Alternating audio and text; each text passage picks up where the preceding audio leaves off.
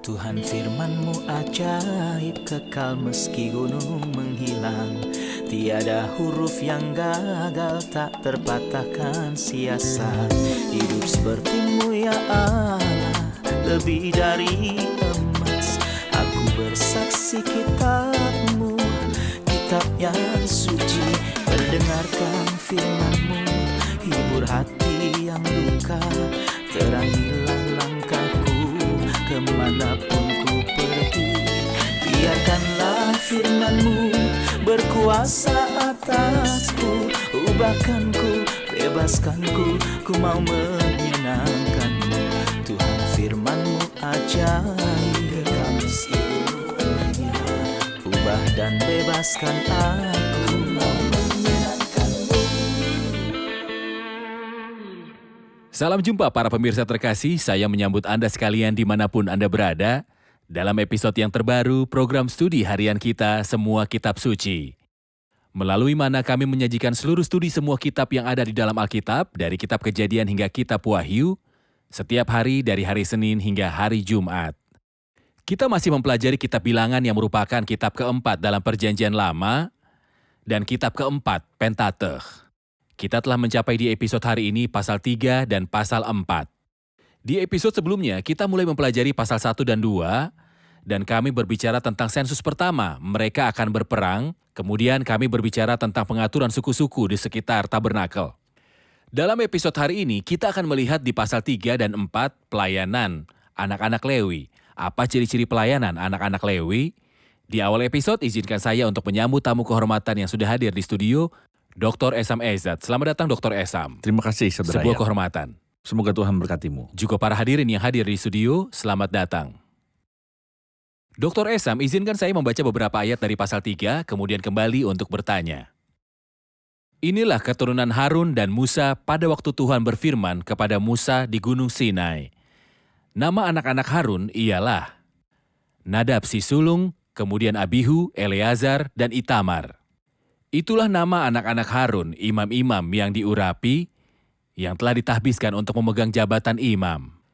Tetapi Nadab dan Abihu sudah mati di hadapan Tuhan, di padang gurun Sinai ketika mereka mempersembahkan api yang asing ke hadapan Tuhan.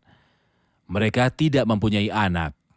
Jadi ketika Harun ayah mereka masih hidup, yang memegang jabatan imam adalah Eleazar dan Itamar. Tuhan berfirman kepada Musa, "Suruhlah suku Lewi mendekat dan menghadap Imam Harun supaya mereka melayani dia. Dan mereka harus mengurus kebutuhannya dan kebutuhan seluruh jemaat sebelum kemah pertemuan untuk melakukan pekerjaan kemah suci. Mereka harus mengerjakan tugas-tugas bagi Harun dan bagi segenap umat Israel di depan kemah pertemuan dan dengan demikian melakukan pekerjaan jabatannya pada kemah suci. Orang Lewi harus kau serahkan kepada Harun dan anak-anaknya. Dari antara orang Israel haruslah orang-orang itu diserahkan kepadanya dengan sepenuhnya. Tetapi Harun dan anak-anaknya haruslah kau tugaskan untuk memegang jabatannya sebagai imam, sedang orang awam yang mendekat haruslah dihukum mati." Sebelum berbicara tentang orang Lewi dan pelayanan orang Lewi, dia mulai berbicara tentang Harun dan anak-anaknya.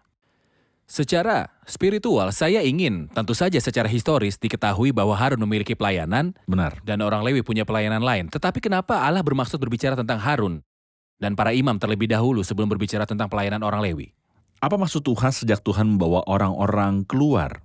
Bukankah biarkan umatku pergi untuk mengadakan perayaan bagiku di padang gurun? Iya, Begitupun suasana pelayanan yang dimaksud untuk mendekatkan hati kepada Tuhan.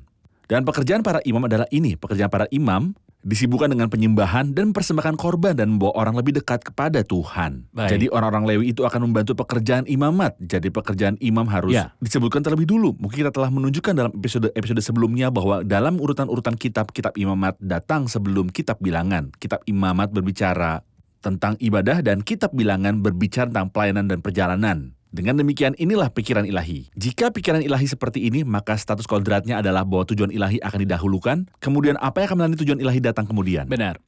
Selalu ketika kita berbicara tentang Harun, siapa yang dia tunjuk? Ketika berbicara Dimanapun tentang kita keimaman. membaca tentang imamat dan terutama tentang imam besar, kita ingat bahwa ia menjadi imam besar Ya. yang menaruh belas kasihan. Benar. Jelas bahwa semua ini seperti bingkai yang mengarahkan mata hanya kepada satu pribadi. Benar. Jadi dia mulai berbicara tentang Harun dan kemudian tentang orang Lewi. Posisi Kristus didahulukan sebelum peran kita dalam pelayanan, Kristus mengambil posisinya. Pertama saya heran bagaimana Tuhan memilih suku Lewi, meskipun suku Lewi memiliki sejarah yang buruk. Benar. Atau Lewi sendiri. Ketika kita membaca dalam Kejadian 49, kita mengetahui bahwa dalam berkat Yakub dia mengatakan alat-alat kekejaman ada di tempat tinggal mereka. Benar. Jadi seseorang yang dikatakan demikian, bagaimana dia bisa dipilih untuk dekat dengan kemah pertemuan dan untuk menjaga kemah suci? Inilah perbedaan antara manusia di tempat tanggung jawab dan kasih karunia. Simeon dan Lewi dalam kitab Kejadian pasal 34, apa yang mereka lakukan? Mereka melakukan sesuatu yang mengerikan. Dan ayah mereka berkata pada mereka, kamu telah menyusahkan aku di antara penduduk negeri ini. Mereka bisa saja memburunya. Inilah yang terjadi. Jadi apa yang Lewi pantas dapatkan secara alami adalah apa yang dikatakan ayahnya, seperti yang Anda katakan, alat-alat kekejaman ada dalam tempat tinggal mereka. Dan pada akhirnya kita membaca bahwa dia berkata di hadapan, saya tidak bisa duduk ketika mereka berkumpul. Bayangkan itu ayah mereka. Ngomong dengan kesaksian ayah mereka. Ini bukan kesaksian orang asing. Benar. Tetapi kasih karunia melakukan hal lain yang benar-benar indah. Misalnya, dalam kitab Malaki pasal 2, Tuhan berbicara tentang Lewi dan mengatakan bahwa dia memberinya janji, perjanjianku dengan dia pada satu pihak ialah kehidupan dan sejahtera. Dan itu kuberikan padanya pada pihak lain ketakutan dan gentar terhadap namaku. Perjanjianku dengan dia pada satu pihak ialah kehidupan dan sejahtera, dan itu kuberikan kepadanya pada pihak lain ketakutan, dan ia takut kepadaku dan kemudian gentar terhadap namaku. Jadi orang zalim ini tak kenal rasa takut. Di sini kita baca tentang dia dan gentar di hadapan namaku. Kemudian kita baca pengajaran yang benar ada dalam mulutnya. Bagaimana orang seperti itu dapat tahu kebenaran secara alami? Betapa luar biasa kasih karunia. Ketika mengubahkan seorang yang tak adil dan kejam dan membuatnya takut akan Tuhan dan hukum kebenaran ada di dalam mulutnya. Kami menemukan ini di seluruh Alkitab dan dalam sejarah hidup kita. Siapakah kita? Kita tidak adil, kita telah berbalik. Setiap orang ke jalannya sendiri, tapi ketika kasih karunia mengembalikannya, ini mengubah kita menjadi ciptaan baru. Dalam insiden kegagalan, orang-orang dan pengkhianatan mereka ketika mereka menyembah anak lembu emas yang dibuat Harun, tepat. Apakah suku Lewi memiliki peran? Apakah mereka berpartisipasi dengan orang-orang dalam menyembah anak lembu emas? Atau apakah mereka berada di pihak Tuhan? Berdasarkan ini, apakah mereka memiliki poin positif di mata Tuhan? Ada poin positif, dan saya kira poin positif ini adalah hasil dari pekerjaan ilahi. Ketika Musa turun dari gunung, dia menemukan orang-orang yang dibuat telanjang oleh Harun. Harun berasal dari suku Lewi. Maka Harun membuat orang-orang itu telanjang. Lihat apa yang terjadi setelah itu. Musa sendiri berkata, siapapun yang ada di pihak Tuhan, datanglah kepadaku. Dan Alkitab memberitahu kita dan semua anak Lewi berkumpul untuk dia. Jadi jelas bahwa mereka telah membersihkan permusuhan terhadap apa yang terjadi karena mereka marah. Kemudian dia memberitahu agar mereka mensucikan pedangnya dan melawan saudara laki-laki dan ayah dan kerabatnya tanpa ampun dalam masalah ini. Karena Tuhan dihina, dan saya percaya bahwa mereka melakukan ini adalah hasil dari pekerjaan ilahi yang besar dalam diri mereka. Saya ingin menyimpulkan pelajaran praktis Dr. Esam. Jelas bahwa ada insiden kesetiaan. Suku ini telah memisahkan diri dari kenajisan seluruh perkemahan. Juga mereka datang pada Musa dan berkata, kami tidak setuju dengan apa yang terjadi dalam insiden lembu emas. Tepat. Kemudian Tuhan menugaskan mereka untuk pelayanan. Jika kita ingin mengambil pelajaran, kita menemukan seseorang yang ingin menempatkan dirinya dalam pelayanan Tuhan, dan dia marah pada Tuhan karena tidak membuka pelayanan di sana-sini. Dan kemudian Anda melihat hidupnya dan Anda tidak menemukan kejujuran, tidak ada disiplin, tidak ada kesalehan di hadapan Tuhan. Ada beberapa hal yang perlu kita ketahui juga, bahwa Tuhan melihat sikap dan kehidupan sebelum dia memberi saya pelayanan untuk dilakukan. Mohon komentar Anda. Apa yang lebih utama? Bagi saya untuk menjadi miliknya atau bahwa dia memakai saya? Konsekrasi atau pelayanan? Dan kita akan lihat nanti pengudusan Lewi. Omong-omong kita akan lihat bahwa pembicaraan tentang pengudusan Lewi datang lebih dulu dan kemudian mereka melayani. Jadi mereka harus dalam posisi tertentu yang diberikan kepada mereka dan kemudian mereka melayani. Jika orang itu tidak berhubungan dengan Tuhan, dari mana ia mendapat kekuatan untuk bisa mengabdi? Kemana saya akan bawa fondasi kekuatan saya jika Tuhan tidak tampak dalam hidup saya? Saya hadirkan Tuhan dan bukan sepotong informasi. Saya tidak memberikan kelas.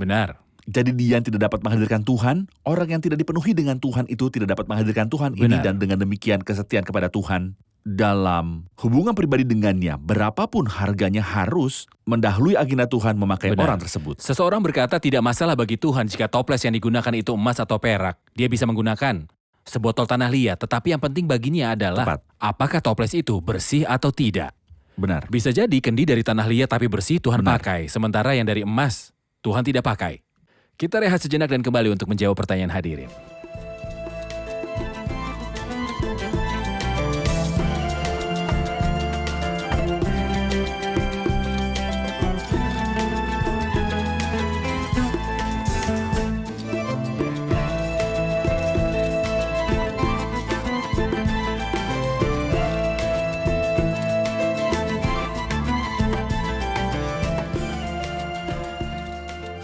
Saya punya pertanyaan di pasal 2. Kita telah baca bahwa setiap suku berdiri di depan atau di bawah panji mereka. Panji ini apakah semuanya sama atau ada bedanya? Silakan Dr. Esam. Tentu saja harus ada perbedaan, karena ada panji yang berbeda, maka ada perbedaan. Panji Yudas berbeda dengan panji Ruben, berbeda dengan panji Efraim, berbeda dengan panji Dan. Itu sebabnya semua orang tahu tempat panjinya dan pergi ke sana. Dan saya percaya bahwa orang-orang yang telah mempelajari bahasa Ibrani pernah mengatakan bahwa pada tutup dada imam besar ada 4 baris. Ya, Yang membawa 4 warna yang indah. Jadi mereka katakan bahwa panji itu memegang warna yang sama yang disajikan tutup dada imam besar, dan ini adalah sesuatu yang indah yang berkilauan di dada orang ini, imam besar dengan panji-panji mereka yang berbeda. Jadi mereka membuat panji-panji ini dengan warna yang sama dengan penutup dada imam besar. Setiap baris disajikan warna tertentu. Setiap panji memiliki salah satu dari 4 warna ini. benar. Dan kita ada di bumi tetapi terhubung dengan Kristus yang ada dalam Imam kemuliaan besar. bagi kita. Benar. Terima kasih. Mari kita kembali orang Lewi, Dr. Esam. Kami tahu siapa mereka? Akar dari suku ini. Kejatuhan mereka yang terjadi pada zaman Lewi sendiri, apa yang dia lakukan dengan Simeon, tetapi kasih karunia Allah menguruskannya untuk pelayanan yang mendekati tempat kudus. Dan beberapa kata seperti menghadiri dan menjaga Ya, pelayanan mereka. pelayanan orang Lewi sendiri. Maukah Ritual. Anda memberitahu kami apa yang akan mereka lakukan dalam pelayanan ini?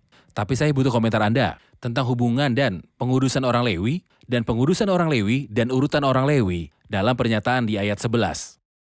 Tuhan berfirman kepada Musa, "Sesungguhnya aku mengambil orang Lewi dari antara orang Israel, ganti semua anak sulung mereka yang terdahulu lahir di kandungan, supaya orang Lewi menjadi kepunyaanku.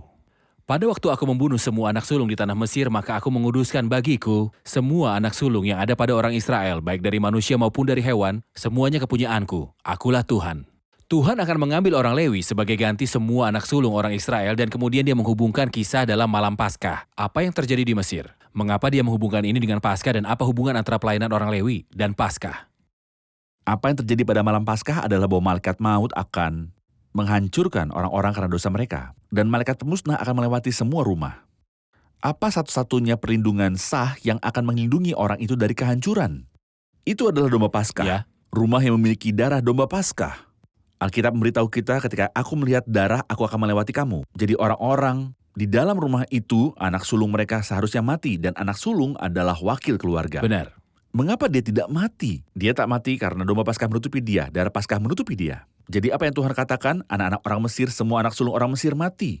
Anak sulungmu seharusnya mati, tapi anak sulung yang tidak mati dia seharusnya mati, tapi dia tidak. Jadi dia milikku. Jadi saya memiliki Ya. hak untuk setiap anak sulung dari setiap rumah Israel.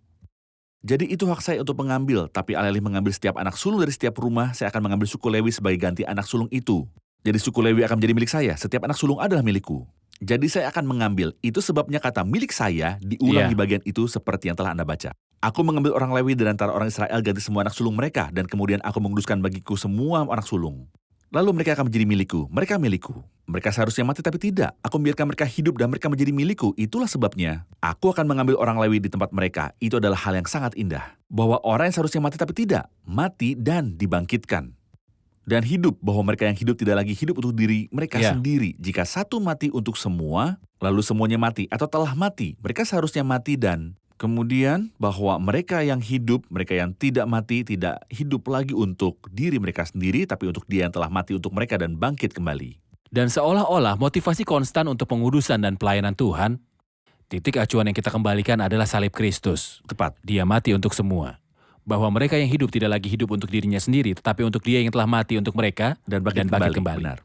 Mulai dari ayat 14 kita membaca, Tuhan berfirman kepada Musa di padang gurun Sinai, "Catatlah Bani Lewi menurut puak-puak dan kaum-kaum mereka, semua laki-laki yang telah berumur 1 bulan ke atas." Jadi Musa menghitung orang-orang, dan dia menyebutkan 3 nama. Dia berkata Gerson, Kehat, Merari. Dan ini adalah nama besar dari Bani Lewi. Dari merekalah dimulai pohon keluarga. Apa yang kita pelajari dari ketiga nama ini? Sebentar lagi kita akan mempelajari sifat pelayanan mereka. Pelayanan yang berhubungan dengan tabernakel. Ketiga nama itu seperti yang kita ketahui adalah 3 putra Lewi. Jadi Lewi memiliki 3 putra. Yang tertua adalah Gerson, dan yang kedua adalah Kehat, dan yang ketiga adalah Merari. Ya, Dan saya percaya bahwa dalam pelayanan yang diberikan kepada mereka oleh Tuhan jelas bahwa ada perbedaan besar baik dalam tradisi mereka maupun dalam pelayanan mereka. Jadi dalam pelayanan mereka, saya kira-kira tahu bahwa Gerson bertanggung jawab atas tabernakel. tapi sebelum kita mempelajari sifat dari Ya. pelayanan mereka, adakah yang bisa dipelajari dari arti nama mereka? Apa arti Kehat? Ya, Apa benar. yang dimaksud dengan Gershon? Dan juga Merari? Gerson artinya orang asing. Ya, Dan dari arti namanya, bahkan hidupnya berdasarkan namanya. baik. Jadi kehidupan orang asing. Apa yang ia bawa? Tabernakel. Dia selalu membawa tirai tabernakel. Kehat berarti pertemuan, dan apa yang dimaksud dengan pertemuan? Itu berarti kehadiran ilahi. Tidak ada pertemuan tanpa yang ilahi. Benar. Kehadiran jadi yang suci adalah pekerjaan yang selalu menjadi tanggung jawab orang Kehat dan yang mereka pegang. Pekerjaan yang ada hubungannya dengan tempat suci. Benar. Merari artinya pahit, dan ada pekerjaan semacam ini yang merupakan pekerjaan berat. Di antara umat Allah ada beberapa tugas berat di kediaman umat Allah. Saya kira Merari sedang melakukan pekerjaan berat, bahkan barang-barang yang mereka bawa sangat berat. Mereka adalah orang-orang yang membawa papan-papan dan palang-palang dan barang-barang berat. Dan alas-alas dan barang-barang berat dari kemah suci, mereka lah yang membawanya. Saya percaya arti nama mereka menunjukkan pada kita betapa hebatnya Tuhan dalam pembagian pekerjaan. Arti nama-nama itu sesuai dengan pelayanan Tuhan berikan pada mereka. Jadi kita dapat mengatakan bahwa ketiga nama ini berlaku secara rohani pada pekerjaan orang percaya di bumi. Tepat. Jadi orang-orang beriman Jenis yang adalah orang berbeda. asing. Orang percaya adalah orang asing. Inilah arti Gershon. Kita berada di bumi untuk periode tertentu. Orang-orang percaya menderita dalam pelayanan mereka dan mereka membawa papan-papan tabernakel. Inilah Merari. Orang percaya berhak mendekati Tuhan dan mereka peduli tentang masalah suci Tuhan. Dan ini adalah Kehat, Kohat. pertemuan. Jadi ketiga nama itu berbicara tentang karakteristik kehidupan dan pelayanan orang percaya di bumi. Mohon jelaskan tentang tanggung jawab masing-masing dari mereka dan apa yang kita pelajari dari mereka. Jadi apa yang dibawa oleh Gerson dan apa yang kita pelajari darinya secara rohani. Gerson akan membawa tirai dan tabernakel. Ya, Dan semua itu adalah kain. kain dalam tabernakel. Semua kain di tabernakel mereka akan membawanya dengan warna yang beragam Jadi linen dan yang indah. ada di luar. Semuanya Kemudian- dari tirai luar tabernakel, dan tirai pintu samping. pelataran luar, Iya. dan tirai bagian dalam yang indah, kulit luwak, kerudung penutup, semua ini adalah karya Gerson. Ini penampakan luar dan sebagian darinya memberikan kekuatan seperti kulit musang dan sebagian memberikan tampilan luar dan sebagian memberikan keindahan batin tabernakel.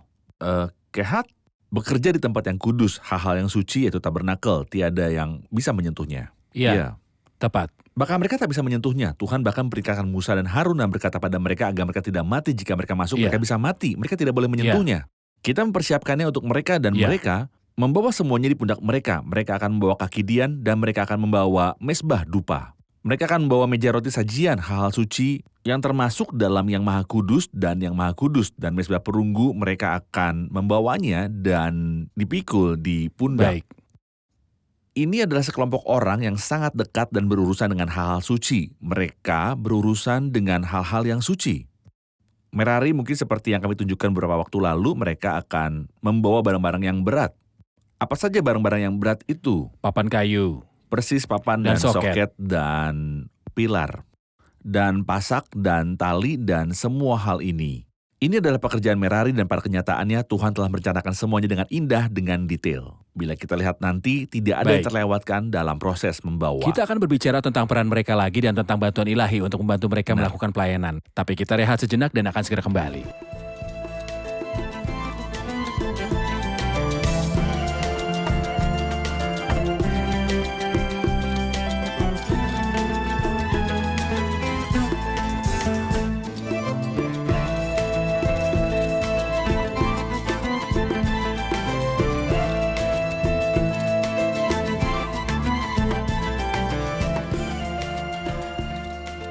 Saya punya pertanyaan, ketika umat Israel berpindah, sebagian besar bagian dari tabernakel ditutupi oleh kulit luwak. Kecuali tabut perjanjian yang ditutupi dengan kain biru, apa alasannya?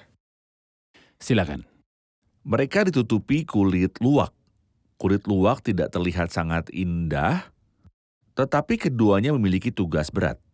Jadi pelayanan Tuhan Dan umat Tuhan saat mereka berjalan, belum tentu memiliki nilai dan kehormatan yang besar di mata orang banyak. Ya, Jadi orang bisa memandang rendah mereka seolah-olah mereka hanyalah kulit luar. Tetapi tabut yang menunjuk kepada Kristus harus tutupi dengan kain biru. Agen ilahi ada di tengah-tengah mereka dan di dalam mereka, bahkan jika mereka adalah orang-orang miskin. Tapi di tengah-tengah mereka adalah agen ilahi dan surgawi. Ya. Agen surgawi ini jelas bahkan di tengah-tengah orang-orang miskin yang bisa dihina dari yang lain. baik.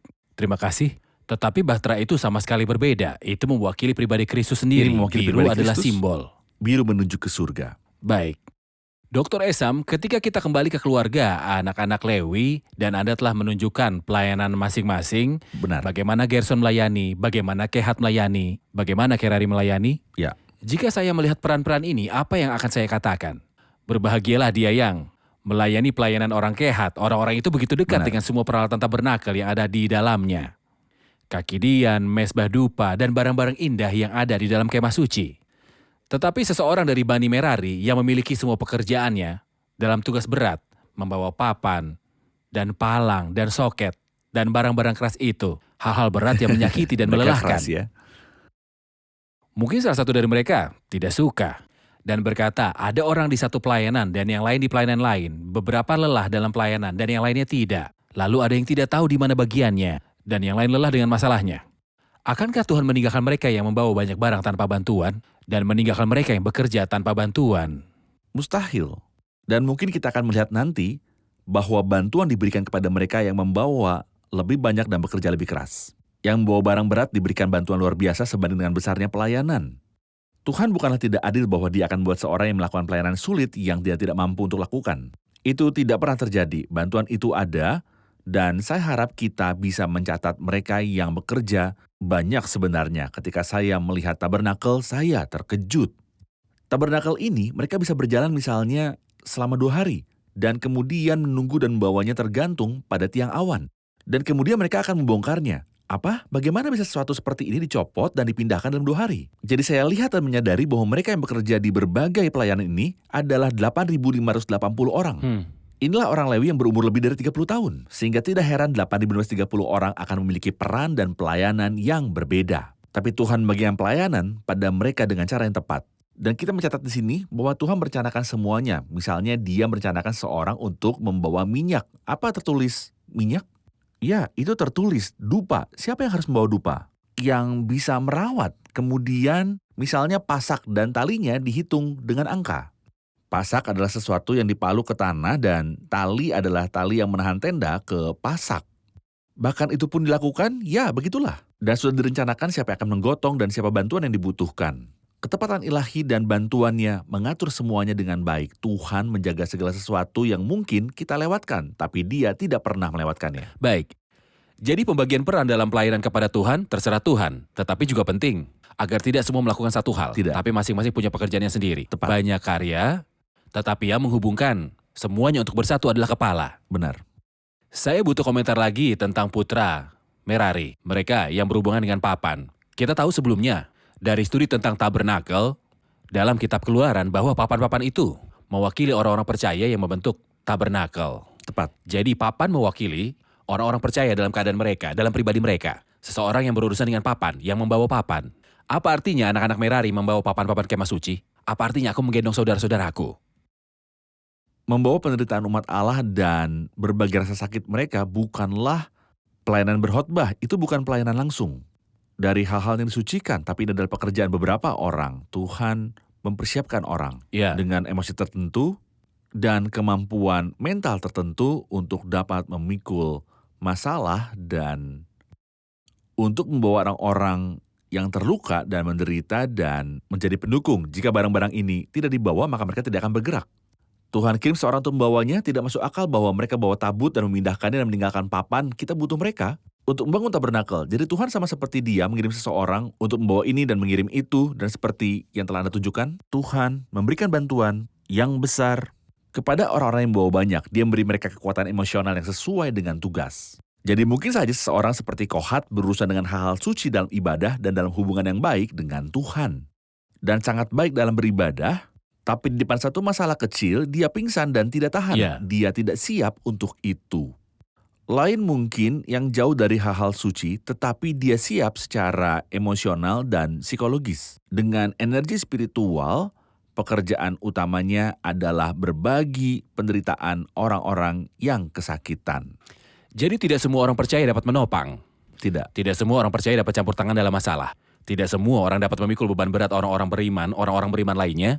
Dan tidak semua orang percaya dapat berada di atmosfer yang mendekati pekerjaan orang kehat. Semua orang memiliki peran tepat masing-masing. Jadi tidak semua orang yang bisa membawa tabut Iya. juga mampu membawa papan. Benar. Tidak pernah. Terima kasih Dr. Esam, kita sudah di akhir episode. Mari rangkum bersama para hadirin. Apa yang telah Anda pelajari?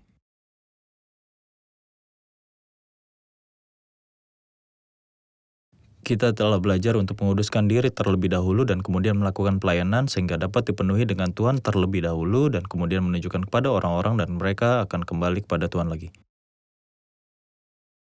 Tidak ada yang lebih indah dari melayani Tuhan. Pada saat yang sama, pelayanan Tuhan itu sulit dan tidak mudah.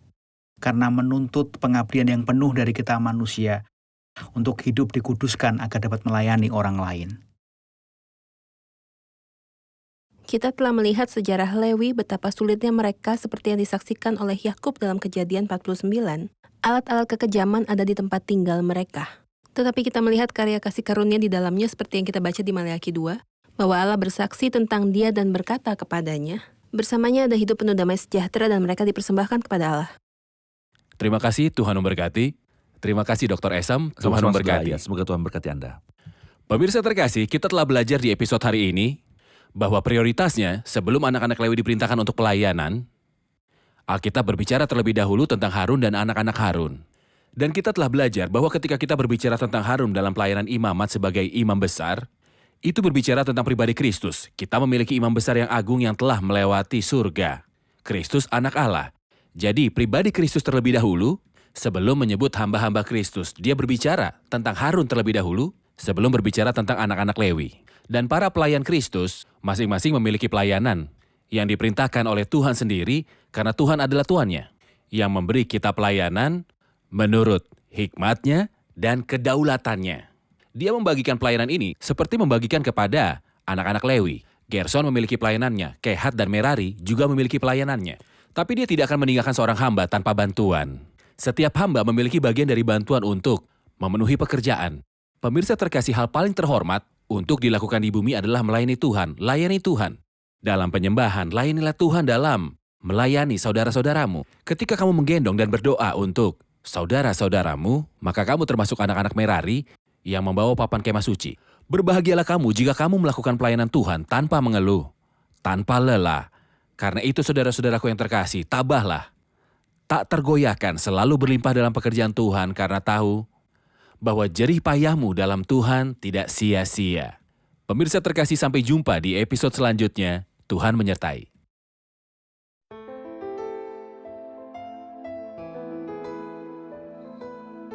Tuhan firman-Mu ajaib, kekal meski gunung menghilang. Tiada huruf yang gagal, tak terpatahkan sia-sia. Hidup seperti-Mu ya Allah, lebih dari emas. Aku bersaksi kitab-Mu, kitab yang suci. Mendengarkan firman-Mu, hibur hati yang luka. Terangilah langkahku kemanapun ku pergi. Biarkanlah firman-Mu berkuasa atasku. Ubahkanku, bebaskanku, ku mau menyenangkan-Mu. Tuhan firman-Mu ajaib, kekal meski gunung. Ubah dan bebaskan aku.